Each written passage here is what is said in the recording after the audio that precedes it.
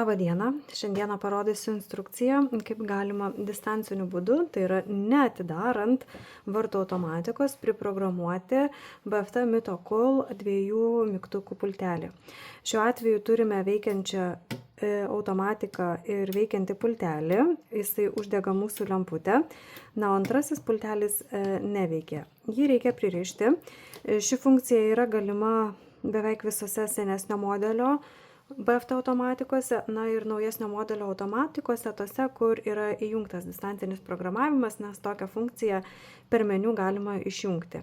Taigi visų pirma paimsime veikiantį pultelį, paspausime 2 veikiančius viršutinius mygtukus, nes būna ir 4 mygtukų modelių, išleisime slaptą kodą, paspausime su sistema veikiantį pultelį ir iš karto paimsime naują pultelį, vėl išleisime slaptą kodą iš 2 mygtukų paspaudimo ir paspausime tą mygtuką, kuriuo norėsime atidarinėti automatiką.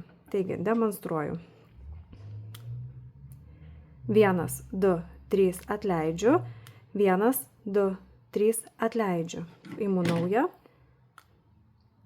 1, 2, 3 atleidžiu, 1, 2, 3 atleidžiu.